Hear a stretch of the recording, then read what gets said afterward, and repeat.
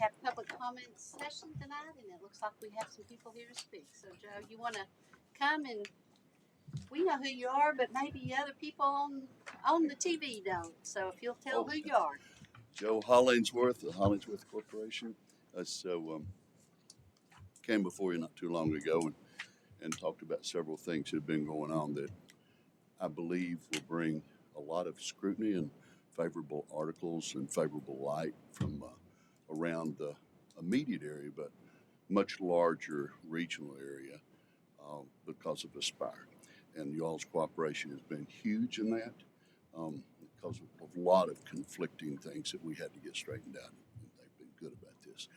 But I wanted to bring up a couple of things that I think highlight the scrutiny. Um, as Greg knows, we had the TVA entire board and their entourage to tour Spire, and they later had dinner there. And so we had 26 of them.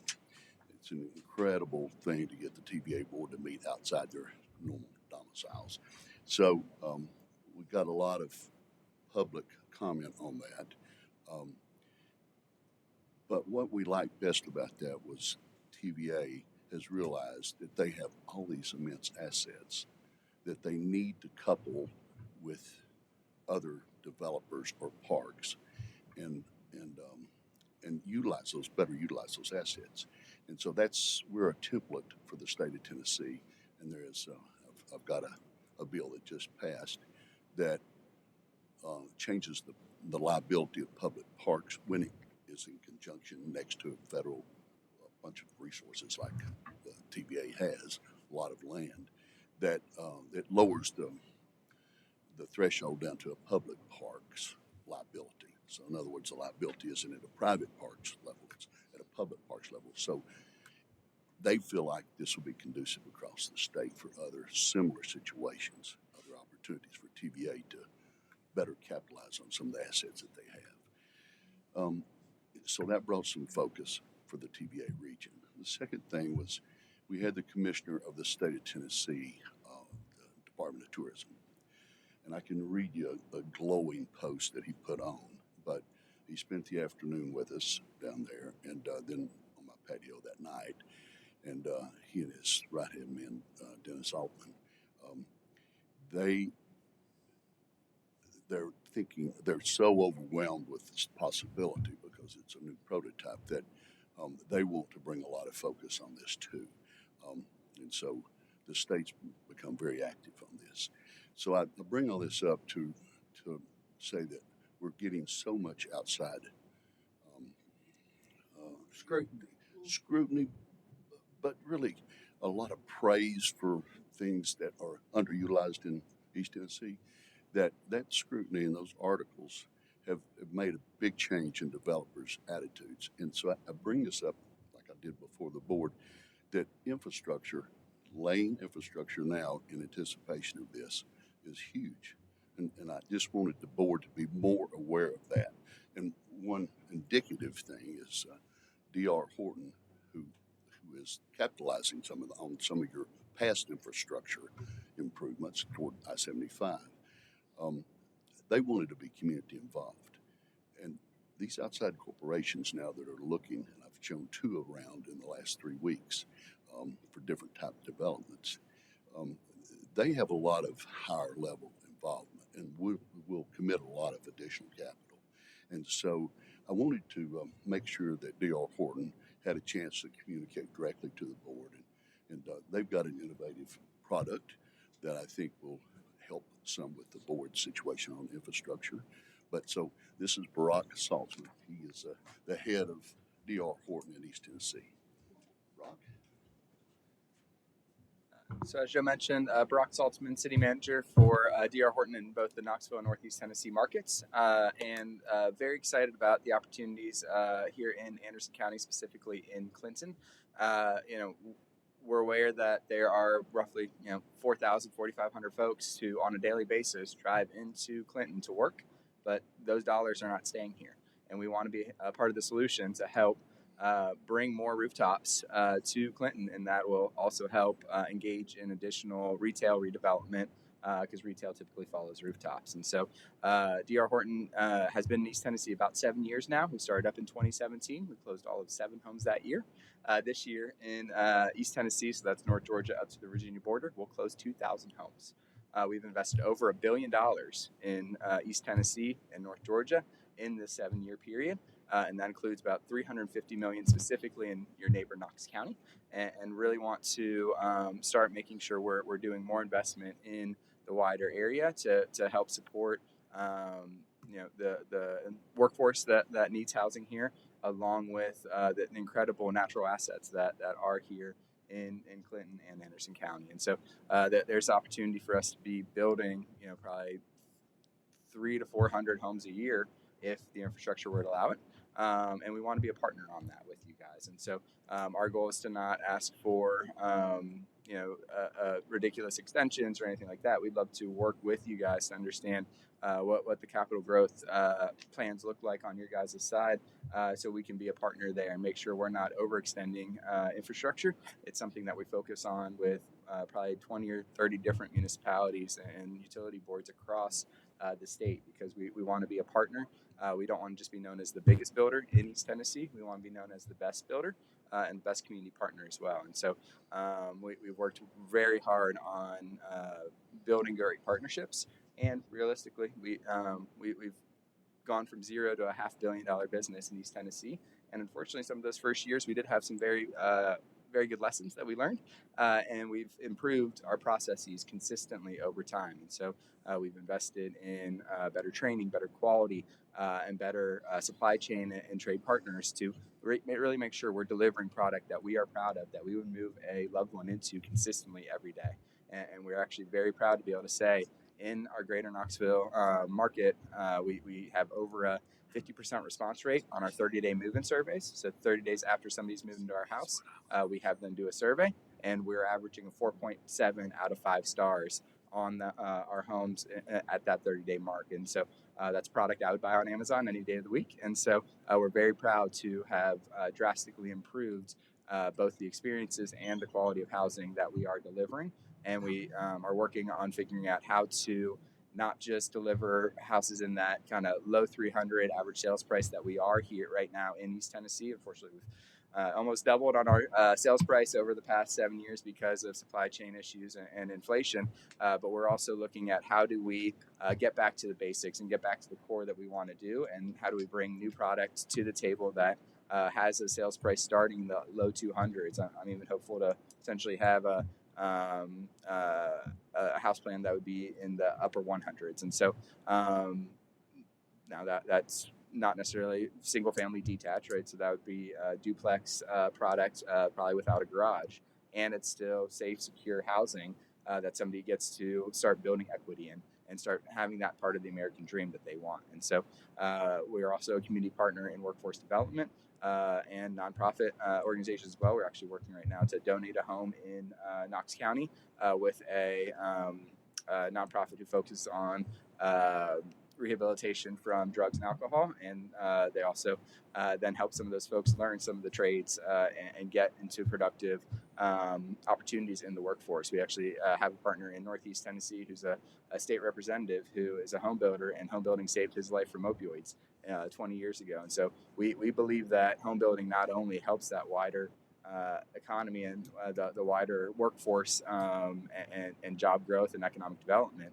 but it actually gives a great opportunity for a lot of people who've not had that fulfillment in life, and instead of turn to drugs or alcohol to replace that piece. In construction, you get to see what you've accomplished in a day.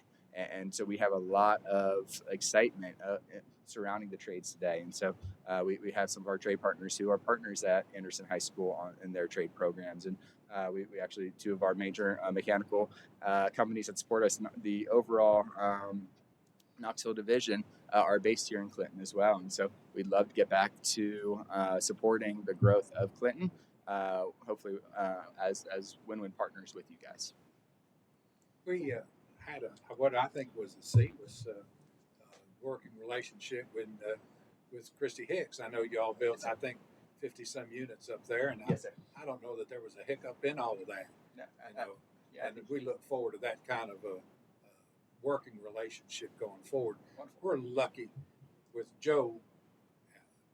Joe is, for our community, he has been involved in the lead on industry.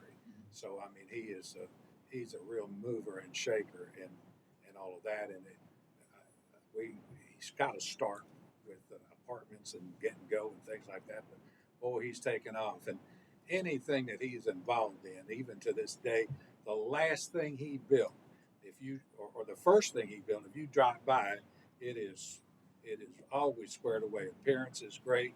He makes sure he maintains it, and he's fastidious on that kind of stuff. And our community benefits from that. So we're looking forward to working with you as this complex rolls forward. He is very active in industrial development and has been for years. It's a true leader.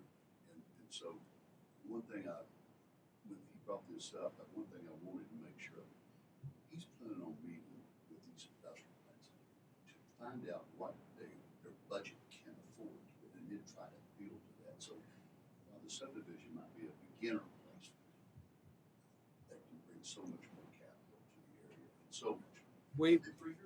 We've got. I met with Senator Blackburn's lead, Chelsea, yesterday for an hour. Really nice person. Senator Blackburn will be here next Friday, and part of that is for economic development. And you know, I chair ACETA and I chair ETEDA, and I chair for 20 years all the LPCs in the Valley, 153 in the 7 states, interface between TVA and every local power distributor in the Valley. So economic development is very important to me. Industrial economic development is a big focus, and it's just fortunate that we have what I consider a mover and a shaker, especially locally, well, not even regionally, for economic development. My hope is, Joe, there is tons of money out there, and really what we need to do in terms of infrastructure, especially water and sewer, you know, that's really where the high dollar capital cost is, and the $1.50 a month return on that investment, you know. So sometimes the only way that we can move a great capital project is with some type of a grant assistance, you know, and that's, I think, an opportunity and what we're going to work on. Of course, we're looking at Bull Run and what that makes, and in the future, that's going to make a great big difference. You know, I think you had dinner at the TVA at Aspire on one night, and then we had dinner again the next night in Knoxville, and Jeff is a real support for CUB and what we're doing here, and any way that we can combine those kind of entities in order to enrich our community, we're going to do. And I love hearing that. And there's actually tools that exist that have been underutilized in the whole state of Tennessee that would allow us as a developer to potentially even match some of the capital investment on your guys' side as well. And so there may be opportunities for us to find win-win solutions even without grants to be able to be a partner in some of the infrastructure growth. And that special assessment property tax goes onto the larger parcel that is being serviced by that infrastructure improvement. And so it actually plays well for a lot of the politics of those new residents pay Some for type that. of an assessment tax is what you're talking about, which be specific to That parcel. the parcel. And so it's the new residents paying for the For new what infrastructure. the benefit that they're going to get. Correct, versus the property tax of the overall. Which spreads it out, you know. Yeah, we're all about that. You know, that is, I think, a great way to move forward. Barack, I'm Greg, and just so you know, Yes. we need to talk some more. Yes, sir. You know, I've got my because, trading card in my back you're- pocket here. you're folks. right, We can yeah. absolutely trade some cards. And, see You're how right. we can- You're right. I think your lights are on, and we appreciate the fact that you've got that much local interest, and we'd like to work together with you. Wonderful. That sounds great. Uh, Yes, sir. Question. I'll give you a very facetious philosophy on my part. Yes, sir. If there's more than 2 red lights in town, I'm ready to move. So Yes, sir. great growth is not what I could have lived in West Knoxville if I'd wanted that. Yes, sir. But it looks to me like most of the opportunities for development around Clinton exist between here and the interstate, where the subdivision y'all have out there. A lot of land out there, a lot of opportunities for developments of housing developments for different sizes. Yes, sir. How much are you working with the city council and planning commission? There's a lot of long lead items that at some point will saturate the city. Schools, fire, roads, all that sort of stuff need to be planned well ahead if we're going to embrace a lot of development out through there. Yes, sir. And I think those are very fair pieces. And transparently, we've actually kind of over the past 3 years really paused on our focus of investing in Clinton and Anderson County because of the uncertainty around utilities and the ability to have that infrastructure. And so a lot of what we've been doing over this past 3 years is educating ourselves and continuing to get better ourselves and understanding what tools are in place and how we can be a partner to be a part of the solution rather than what I find most of our industry does, which is point the finger and kick and scream. And that's not who I want to be or who we want DR Horton locally to be. We want to be a partner and try to work together on those different pieces. So absolutely on schools, on fire, on police, those are pieces that do need long-term focus and long-term understanding.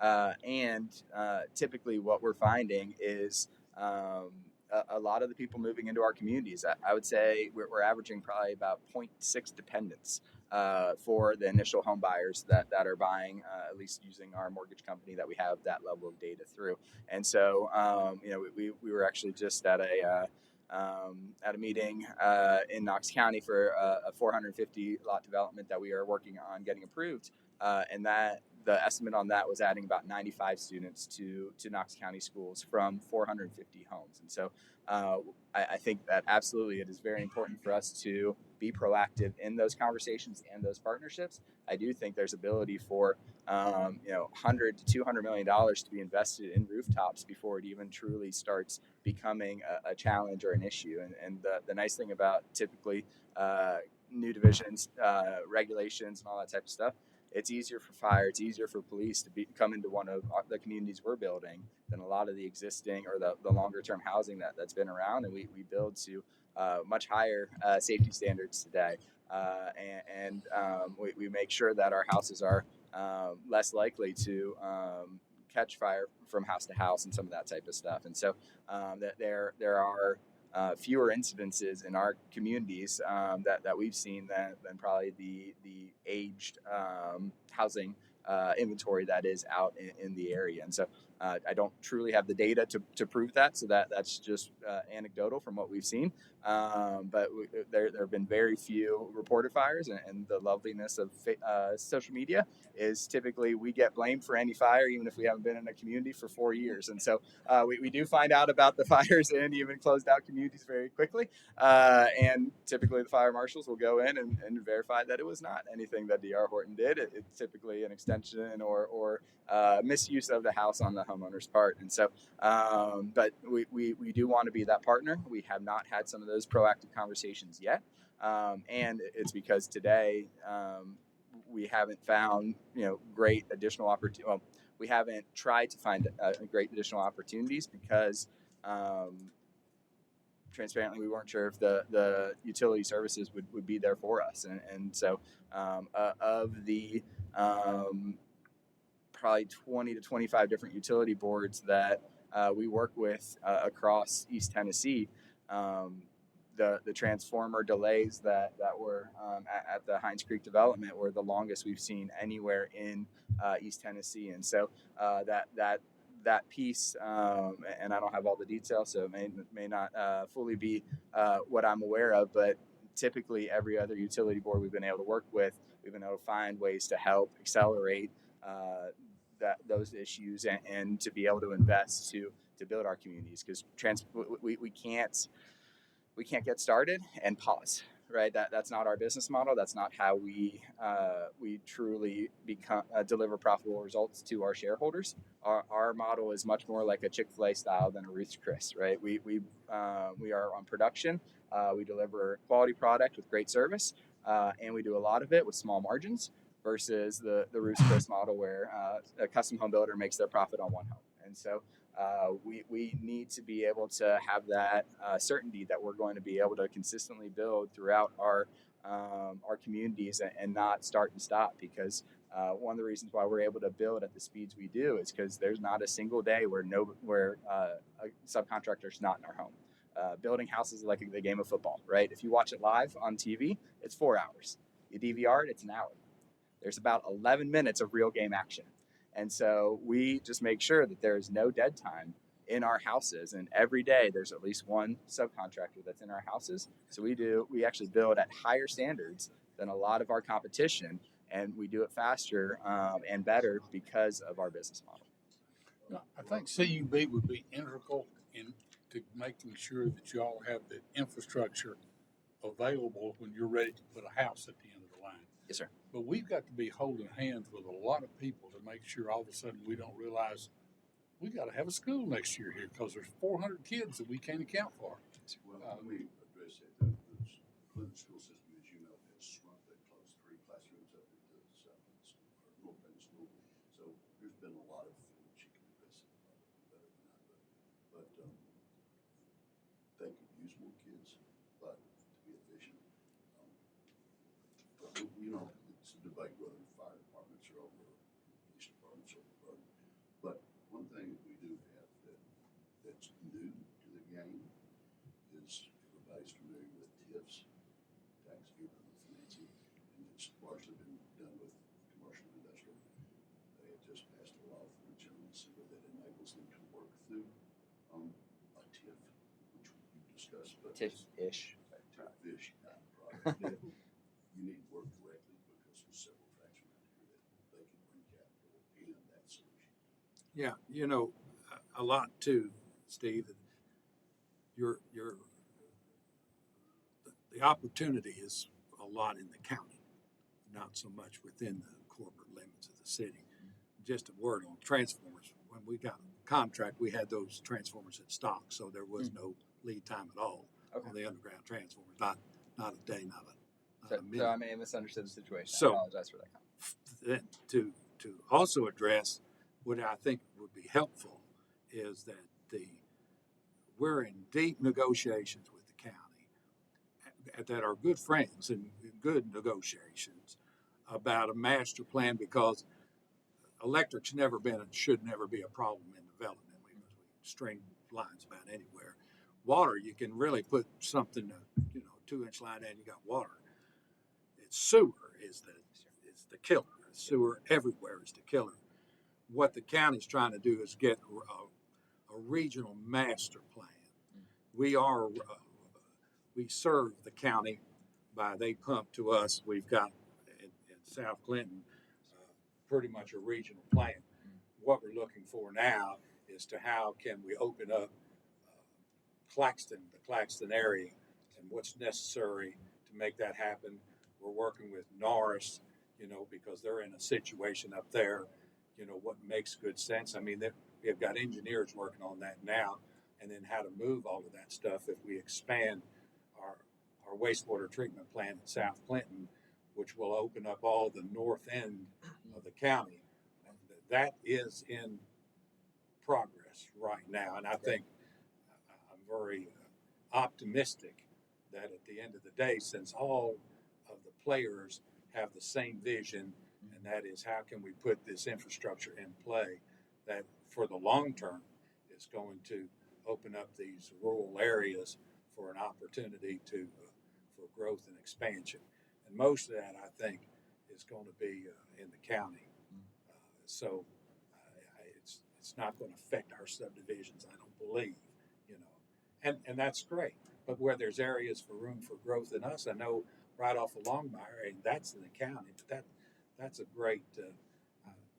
As soon as Joe puts an eyeball on that, I can see some kind of plans coming in here. But that'll be that'll be something, again, you've got willing, enthusiastic partners, and I think everybody working together for pulling the same way, I think we can get what we need. We have the land and we have the know-how. Mhm. You know, we just can't burden our current ratepayers in such a way that it looks like we're subsidizing development. Yes, sir. And I can fully understand that piece. And you know, the great thing about DR Horton Developments and what we do is we build in a way that truly East Tennessee hasn't seen until the past few years. So you guys may be familiar with the Centennial project that we were part of off of Edgemore Road. We built 200 homes in less than 2 years there. And so we are able to make sure we monetize capital investments faster than typical models have ever shown in the past, especially in East Tennessee. And we can also potentially be a partner with some of that initial upfront investment as needed through the tool that Joe just mentioned. We were part of a state effort to make it more easily available for private industry to invest in infrastructure as needed for residential developments.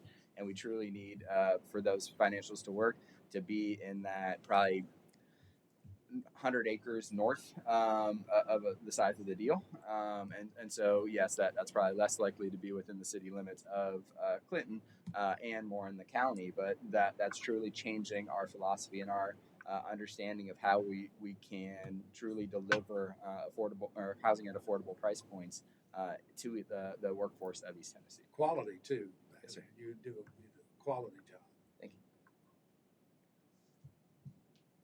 you. Any other questions? Sorry to bring so much information. I thought that was interesting. That was brought us up to date on some stuff. Well, really, this is only 30 days old, this TIF approach to residential.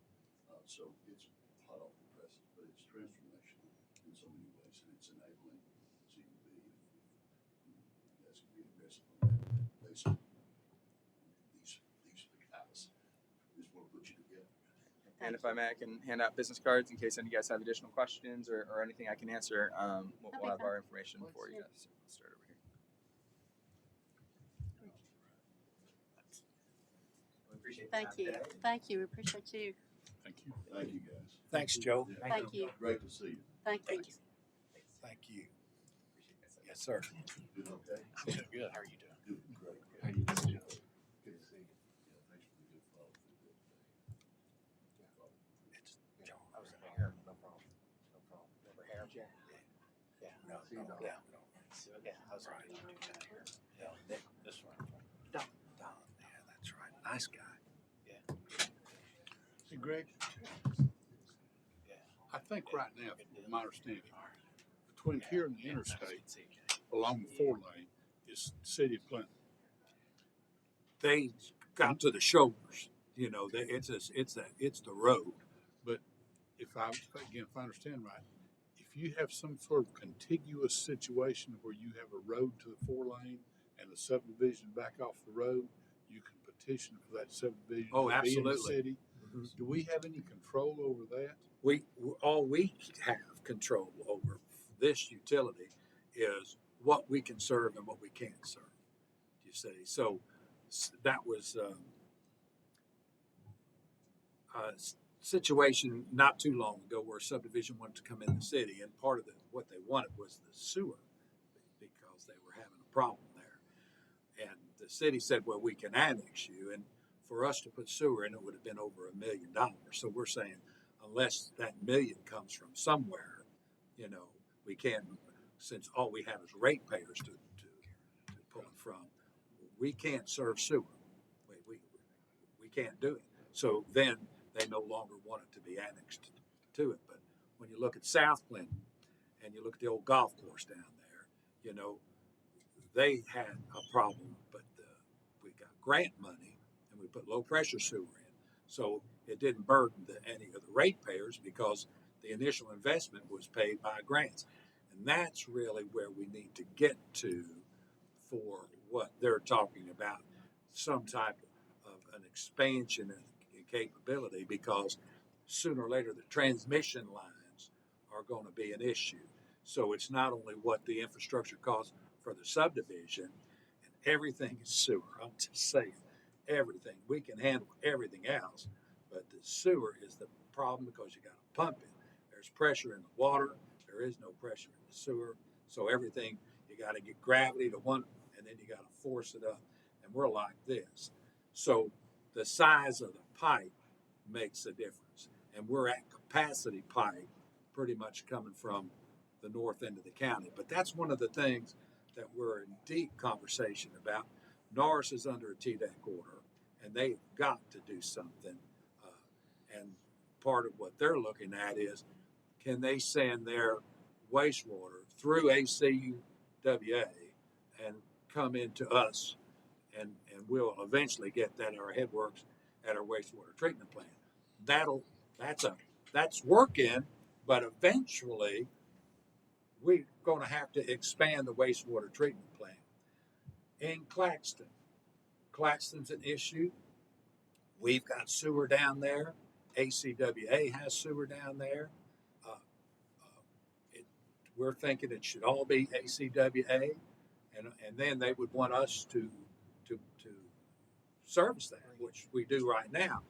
All of that's fine if we understand what the master plan is. So we can control that, though. We can say will that. absolutely control that. And again, we're dealing with good partners. These folks are good people wanting to do the vision, the right thing for the county. We think there is no better opportunity for the county to grow because of sewer than to expand our wastewater treatment plant. What capacity is it at? We're at 3 million gallons a day. I mean, what percent? We're pushing almost at 80%. And when you get to 80%, You need to be looking. you need to be looking Is at, 80 that number, or is it 75? no, it's 80. 80. You 80. need to be looking. That's right. That's right. So, but we have, I mean, you're looking at a digester and a clarifier, and we've got the land for that to happen.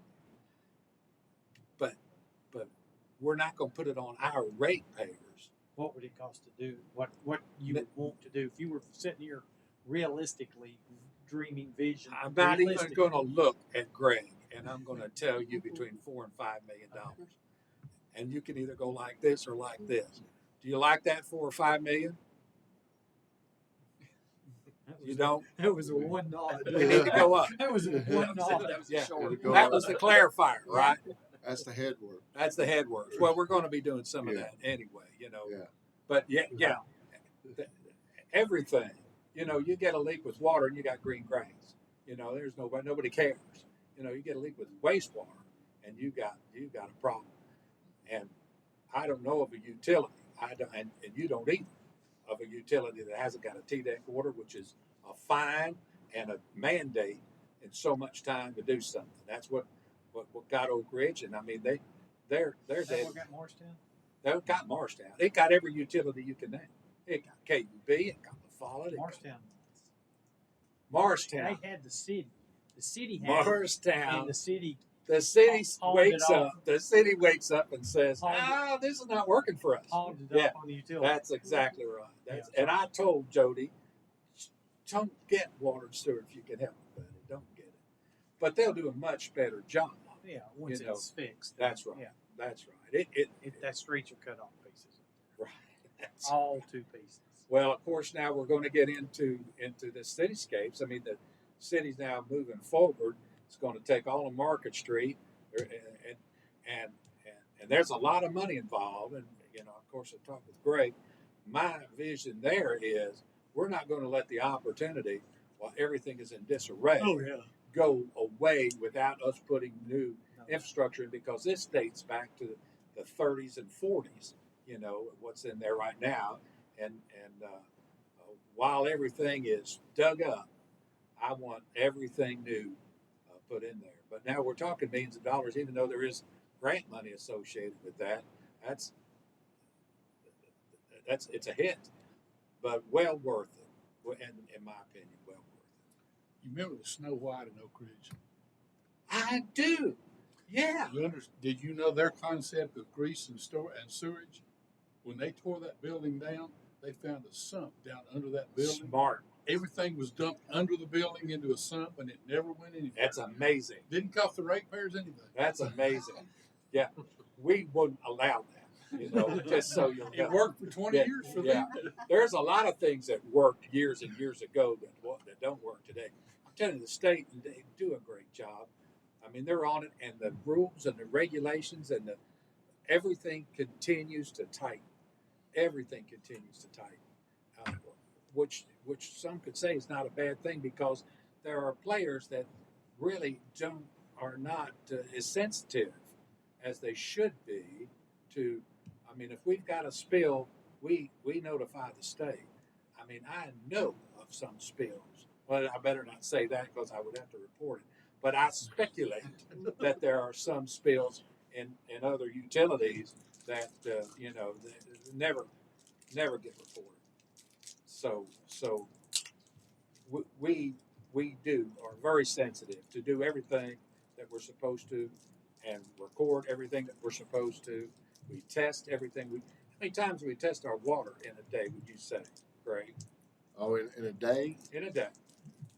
it's we test it for different parameters. So I would say, around 12, 15 parameters a Yeah, day. about 15 times a day. Yeah. Then, you know, we're testing our water to work 15 times a day to make sure we've got perfect water. We won awards, and everything else down there.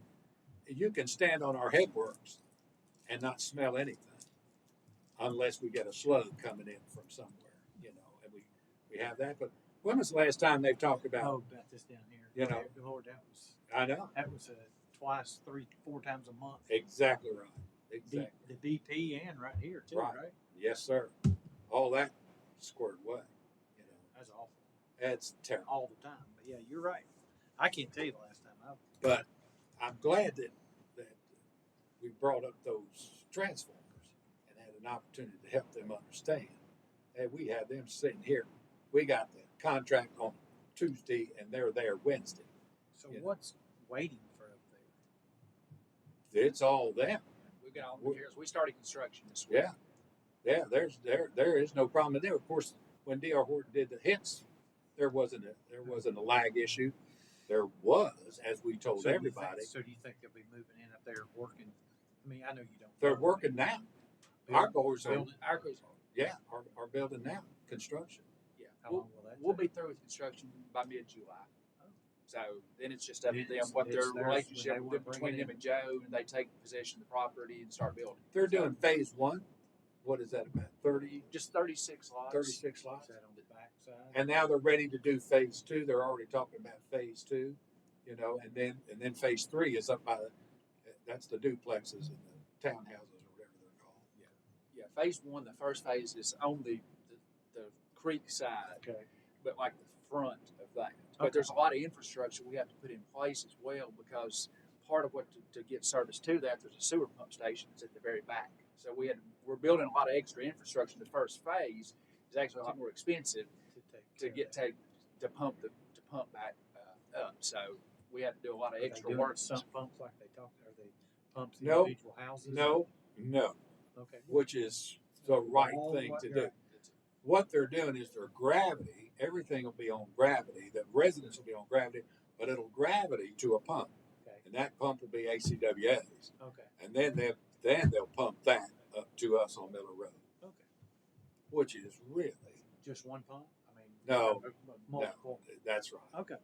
Like it should be. Like it like, should like be. with any other. That's That's up exactly and right. down the boulevard. That's exactly right. Okay. Okay, that was been very informative to what they said and what we've discussed. But let's move on to the minutes. Do I hear approval for the minutes? So moved. And do I hear a second? Second. And any discussion, correction, comments?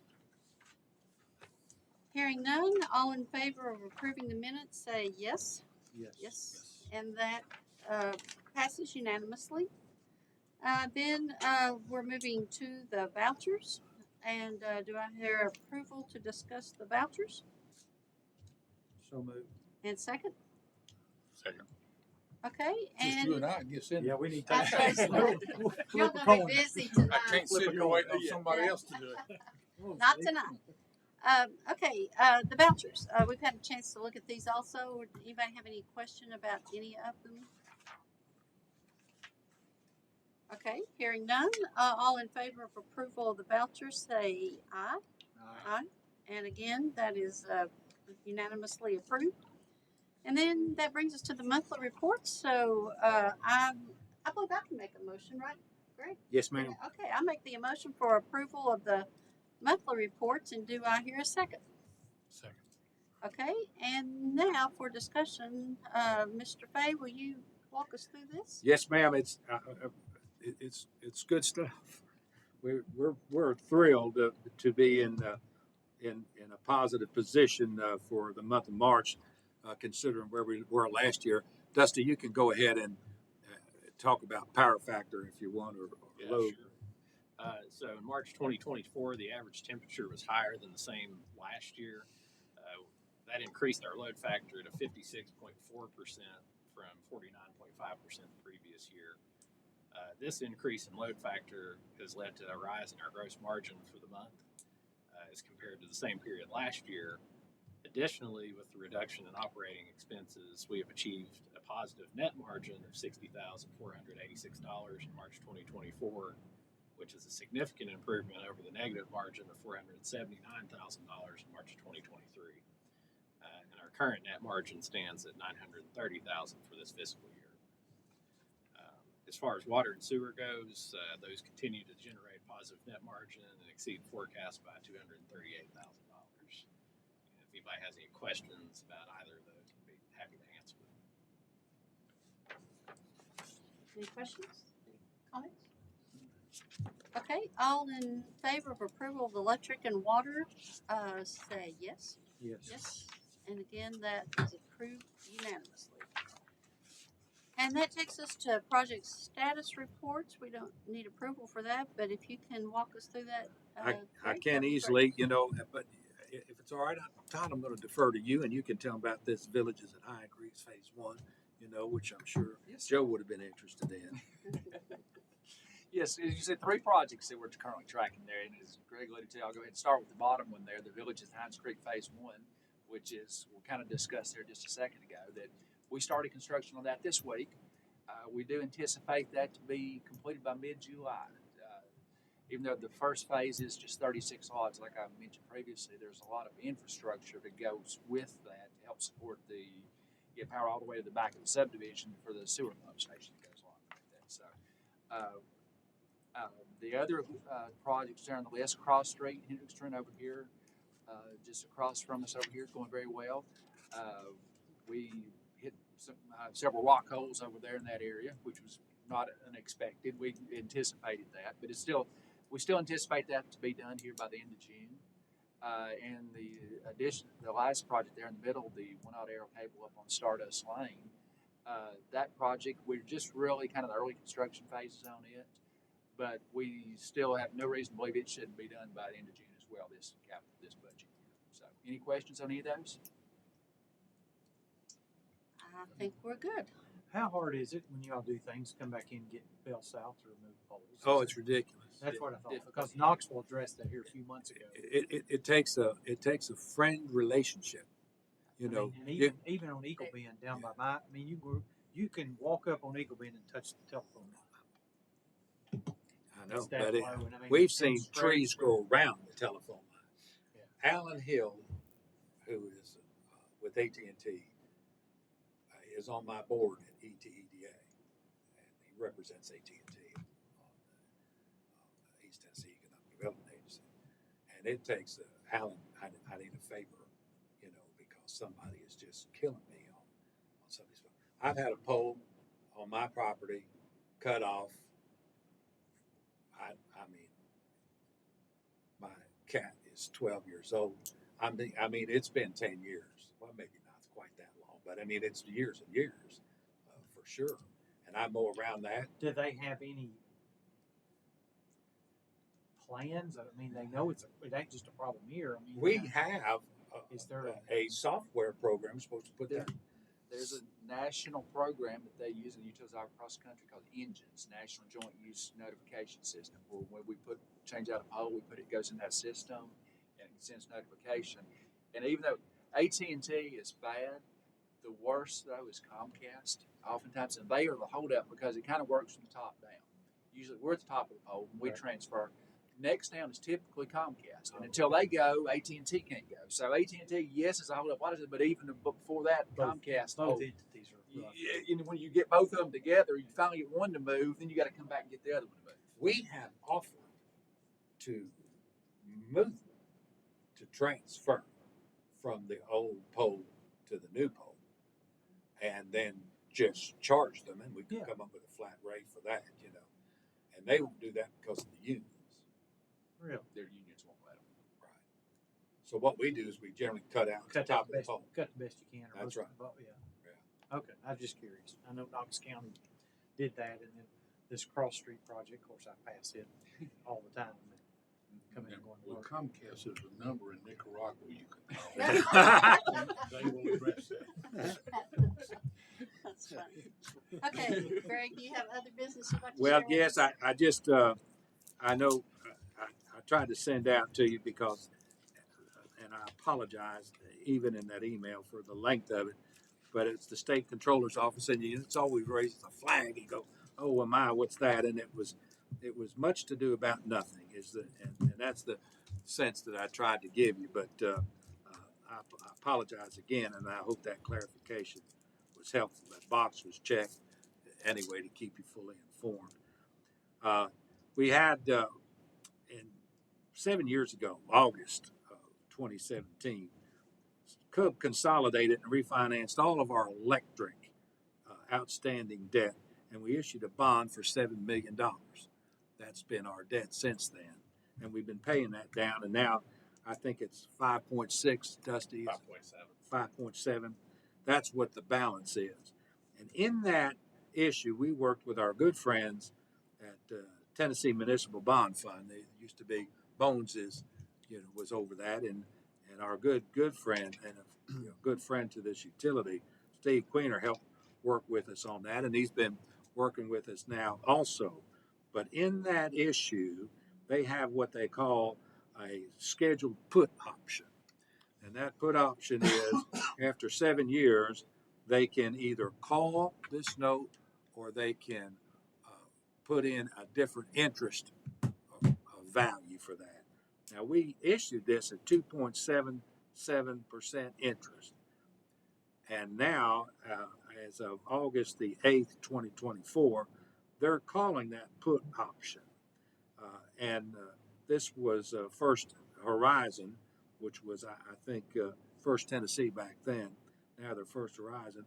They notified us, and they said the interest rate that they've calculated is going to be 134 basis points above the 5-year Treasury rate. Now that counts out to about 5.84%, and it could be more than that depending on what the Treasury rate is in August. All that to say is we are not happy with that at all. And Dusty has been in heavy negotiations with First Horizon, although we are still in negotiations, and the Tennessee Municipal League is trying to leverage that also to hedge our bets. We are now, and Dusty has talked to the folks that he knows in Nashville. We're doing an RFP for different rates, which will give us bond option rates and bank loan rates and everything else. And our hope is to bring that down to where that first number's a 4, not a 5, in that. And when we'll have that information, it's in the process now. We're going to get some quotes back, and we're going to be in a position to recommend to the board at our next board meeting how to move forward, because we've got to give this First Horizon notice that we're going to get out so we don't have to pay a penalty, and which we will do. We will definitely not take this at 5.84 or above, and we'll look to recommend something different. And I'll I'll have that recommendation for you at our next board meeting. All right. Yesterday, as I took the opportunity to drop names, since Joe was dropping names, that I had dinner with Jeff Lash and his wife the next night, and Joe, it was in a big thing in Knoxville, and Jeff was being honored, and he asked Nancy and I to accompany him, and we get along really well. And Nancy couldn't go, so that left me by myself. Anyway, yesterday I met with Chelsea Merle. She is the senior field director for Senator Blackburn. And we had a very productive meeting, and it lasted for over an hour. And our discussions focused on economic development. And as I reiterated to Joe, I am current chair, and I've been chair of East Tennessee Economic Development Agency since before it was East Tennessee Economic Development Agency. So it's been 20 some years off and on. We rotate every 2 years, and every 2 years I get put back on, and a different person gets put on in the interim. And I'm also chair, and I've been chair. I'm thinking 15 years, could be 10 to 15. Time gets away, of the Anderson County Economic Development Agency. For over 20 years, I was chair of the Tennessee Valley Public Power Association Committee on Economic Development, and that represents all of the power distributors in the 7-state valley. And with all of that, and I think there are good credentials for economic development, I've been asked to host Senator Blackburn here next Friday, which is the 17th. They're going to come, and we're going to take them up to our operations center. And the purpose of this meeting is to have a roundtable discussion on industrial economic development in Anderson County and surrounding counties. And the attendees are going to include Mayor Frank, representatives from TVA, representatives from EDA, representatives from ACETA, and both the Oak Ridge and the Anderson County chambers. And part of my hope is to steer a lot of that focus on what we can do at Bull Run, because that's what I see as essential in the vision going forward, to have a significant regional industrial park that is operated by CUB in that Bull Run section down there. And I've told you before on this Flizzard, Senator Corker was instrumental in getting $112 million channeled to Chattanooga, where he was former mayor. I'm going to remind Senator Blackburn that senators have a lot of influence on where some of these channel some of these funds. I want her to use that influence as much as she can to channel some significant funds to our area here in Anderson County. And that, what I'm going to talk about is sewer, because I'd like a whole new line going across the mountain to get to our wastewater treatment plant in South Clinton, so we'll be able to have this available infrastructure, which will help every home down on Edgemont. It create a lot of opportunity for growth down there. So that's the plan anyway. And next month it's going to be a comprehensive review on this budget, because we've talked about a lot on budget, and I can't do anything haphazard. So I'm working on really giving you the guts and the meat and the assumptions that we use and why we use them, and how it interplays with capital outlay, how it interplays with available cash, what our expectations on revenue are. Poor Dusty, it's his first time on the budget, and I have worn him out on that. But I plan to wear you all out next month. So we may have a little more than just these little snacks here, because I'm thinking my presentation could very easily be an hour. So it's going to be a longer meeting, is what I'm trying to say. That's all I have, Madam Chair. Okay. Well, thank you for that, and heads up on the long meeting next month. Right. So we were fully warned. Anybody else? Mr. Combs, you have anything you want to say? Are we still looking at next month for the general budget and the one after that for looking at your compensation separately? Well, here's what I understand, that because the suggestion was to separate those, and what I understand is that's what the chairman plans to do. But normally we would do everything within this budget period. So we'll approve the budget, and however the board wants to do that, and then it would be whatever my compensation would be, which would be separate on the agenda item. Well, let me address that for just a second, just as chairperson. I think there's been enough interest to suggestions that we do that. We didn't do that for the past 2 years, but we will separate those two, and then we'll move forward with the budget. Then we'll move forward with our general manager's compensation. Does that answer your question? Well, a little bit of discussion before I even make a formal proposal. I think as a board, we owe the ratepayers and the taxpayers an overview that their money is spent appropriately and not wasted.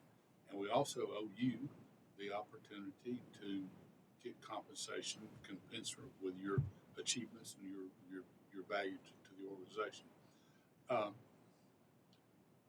My background with dealing with division directors and department heads and that, they're very, like you, they're very independent people. They don't have to answer to a lot of people when they do their work. And a lot of what they do goes unnoticed because they don't have to explain that to anybody. So if you have to sit back and do a compensation appraisal for the year for them, a lot of them, you don't have a clue what they did because they're so independent. So my suggestion, we've done it in the past this way with other things, you might be prepared to come next week and give us a presentation on what you think your accomplishments are for the last 12 months that have effect on CUB and the ratepayers, and what we can look at and say, okay, that's great, that's great, that's great. Is that a problem? No, not at all. And especially if I can put it in a PowerPoint, which is I was afraid of that. I live and breathe. I live and breathe on those PowerPoints, and I can give you some examples of because these are available online. Some of these 941s that we can, now they're a couple of years old, but it'll give you an idea of what utilities in our area or on our size, what they're making, because it's online, and it is information that has been. I'm not worried about that so much as you're making what you're making. Yes, sir. You got there by hard work. Well, and especially if you want to justify it, because there are utilities that are 30-some thousand customers that are making 800,000 a year. So you can say, well, our guy's not leading the pack by a lot. But for me to say, I've looked at what Greg has done just the last year, and how it affects the ratepayers and the taxpayers and CUB, and can I justify saying, well, we need to give him a COLA plus 2% or a COLA plus 12%? I would feel a lot better if I had a better handle on what we could point to as Yes, your sir. accomplishments. I Not can necessarily what you make, but your accomplishments. I can do that. Let me jump in here, if you don't mind, Steve, and piggyback off what you said. He does do that every month, because in his, what do we call that, other business, you kind of tell us what's been going on with you and Well- CUB for the past month. But you're wanting to see it Well, once a remember one year. thing, there's a big difference in something that Flizzr that got put in years ago. We continue to get benefits from it, and Greg has been compensated well for Flizzr over the years. But to say the last 12 months, that's a great accomplishment for Greg. Well, it's really not. That's an old accomplishment. And your compensation continues to roll forward because it's base pay rate in the past. So I'm looking for things that are new for the last 12 months that are not rollovers from great accomplishments over the past 15 years. That makes sense. It does. One of the things that immediately would jump to mind is what we do with our voltage that is unique to us, and that is something that is new every month. So I'm so sorry. I'm going to do that. I love these watches. You can just do that and hang up on whoever you're talking to. I'll put together something, and then you can just extract whatever you think is pertinent. Well, it's a basis for a start of the discussion. Right. Okay, great. Okay, so you'll prepare a review of the past 12 months. I am now also going to revise the snacks. Okay. It's no longer We need to because order in a snacks. full meal now. Okay, so just And, say, and you're gonna get that out sometime between now and the June meeting. I'll get out, The yes, because you don't want to be cold coming in. vote. Correct. Right. That's right. and I think really where that ended up, we need time to put that together, but we're gonna have people in and out for this meeting and next month, so I think that's kind of where we landed. If you'll just send it out early and then Yes, ma'am. we'll be able to discuss it, but everybody will see it at Before the same walking time in. before. Yeah. Okay, does that answer your concerns and questions? Good to go. Okay, Jim, do you have anything to add to? Okay, and we just once again appreciate all that you do, your team does. This is a good place, and I hear lots of compliments all the time, especially right after a storm. And we've got power and the people around us don't. So, okay, meeting is adjourned.